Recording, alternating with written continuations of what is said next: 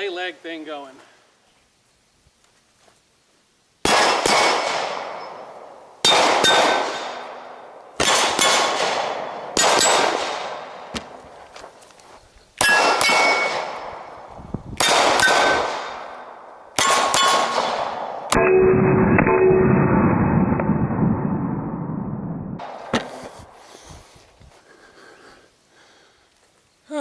Hey guys, welcome back to the range.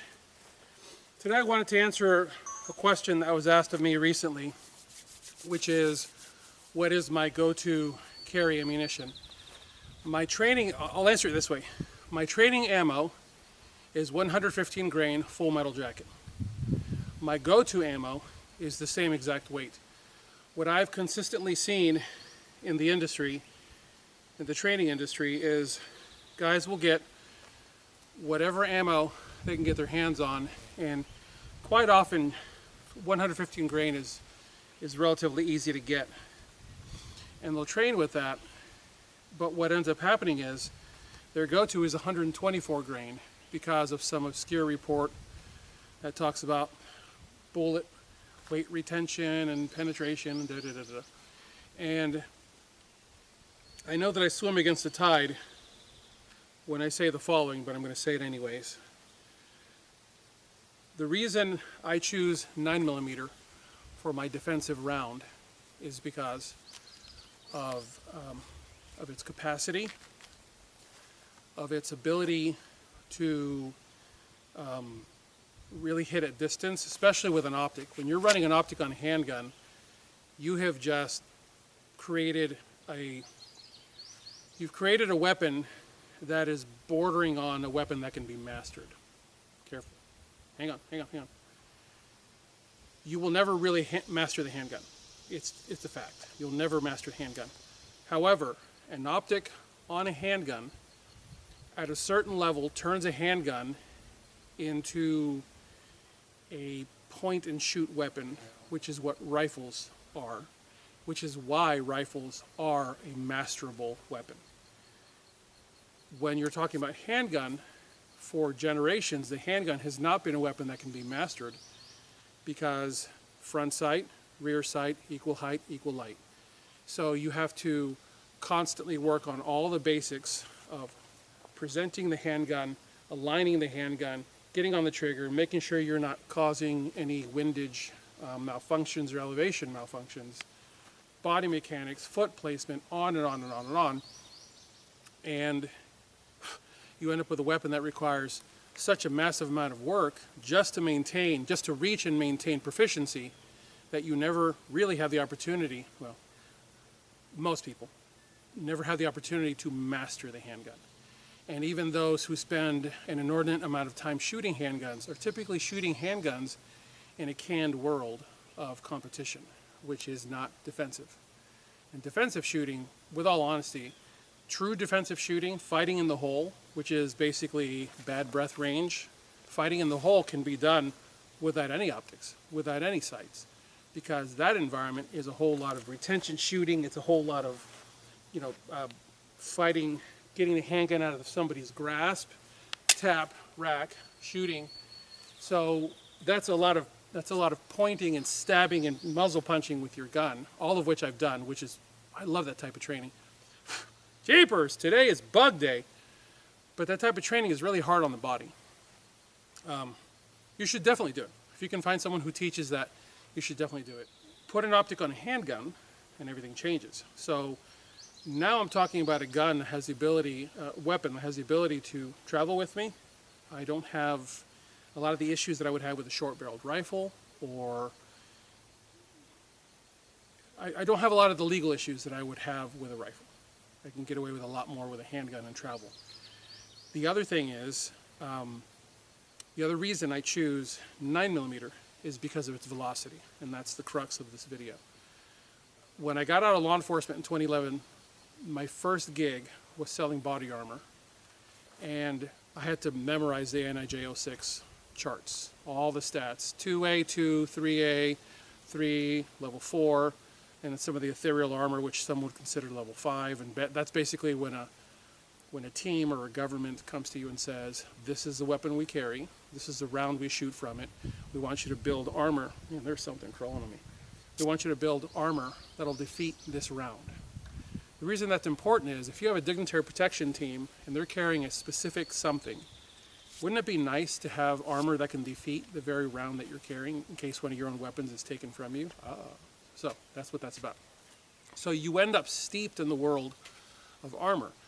What I found consistently was 115 grain ball, just ball ammo, was so hard on body armor that it startled me, because we shot a lot of panels, and it startled me the power of 115 grain versus 124 grain. And people like 124 grain because it has a good satisfying thump, right? Well, I don't want a round that does this to me every time that I pull the trigger. I want a round that does that. Well, of course I ran out of ammo. Notice it was very flat, even on that last lockup to the rear. It's very flat. It's a very fast round. It's very flat. That's roughly 25 yards. So all I did was just look at that threat and nail it. It's a very flat, very fast flying round. What I found getting into armor was that jacketed hollow point hit really, really hard, and it really bunched up the armor violently. Read between the lines of what I'm saying, and I'm not going to say it in front of a camera. So my go-to is 115 grain jacketed hollow point. What manufacturer? Whatever manufacturer I can find. Sometimes it's Sig Sauer, sometimes it's PRV. I can't remember the other manufacturers, but I have like 3 or 4 manufacturers that I found good chunks of, you know, like a case, half a case of 115 grain jacketed hollow point, and I bought it. And I've got a lot of jacketed hollow point in 115 grain. And all of my 9mm, all on my GS17, everything's loaded with 115 grain jacketed hollow point. Now here's where that comes in handy. The shooting, the recoil of the weapon with 115 grain is different, and you can feel the difference between 115 and 124 grain. The weapon's cycle, the weapon's recoil, the way the round flies. At, you know, if you're talking inside of 10 yards, whatever. So when you're shooting 25, 30, 40, 50, 60 yards, sometimes I shoot at 100 yards. Why? Because I can. And when you're shooting at longer distances with heavier rounds, you're going to have a problem. Those bullets are falling out of the sky quickly. 115 grain has a better trajectory.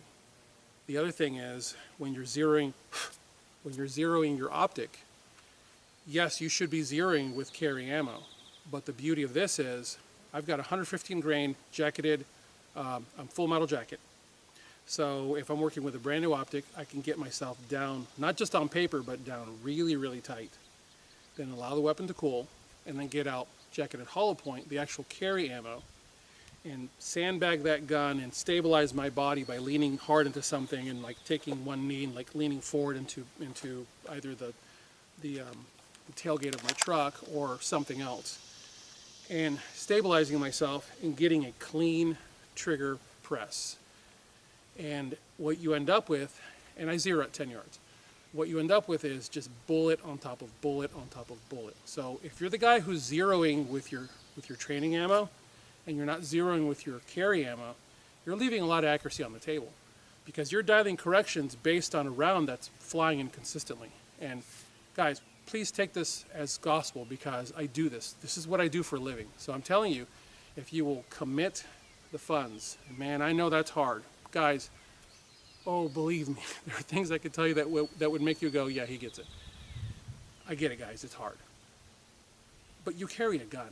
And if you carry a gun and you take this seriously, then you're going to make sure that you train with your gun, you dress around your gun, which means you're inconveniencing. Look, guys, I'm wearing a cotton t-shirt on a hot day with an undershirt underneath it.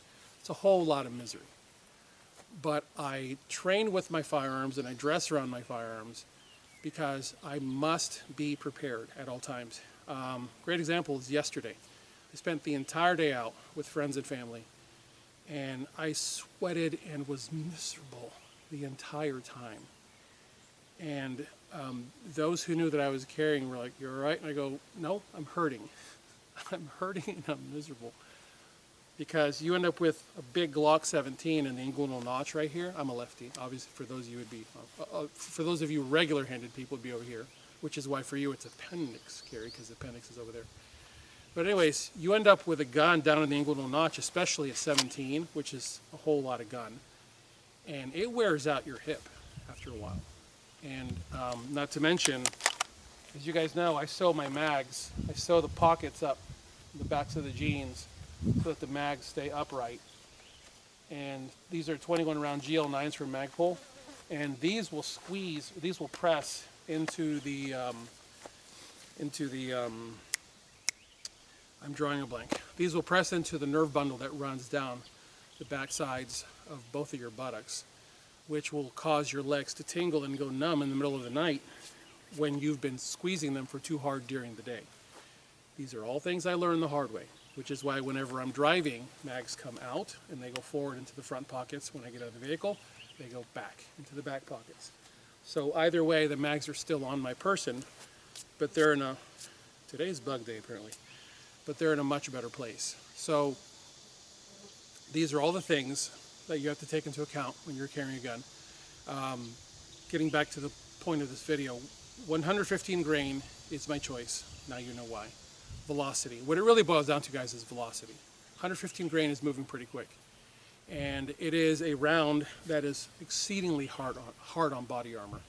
And that's what you want. You want a round that hits really hard on impact, and hollow point dumps all of its energy very rapidly when it impacts. So think about that. Guys, that's what I've got for you today. I thank you so much for your support of this channel. As you guys know, this channel is not monetized. So I make my living from tier1citizen.com, from the sale of slings and different things that are there. And by the way, for those who haven't figured it out, I make dog leashes. I make the best dog leash you'll ever have. Just look at the video that goes with the dog leash. But my dog leash transformed, my dog is no longer with us, but my dog leash transformed how I walked with my dog, and it was wonderful. So take that for what it's worth. As always, I thank you guys for watching. God bless you all. Those guns out in practice. Have a good one.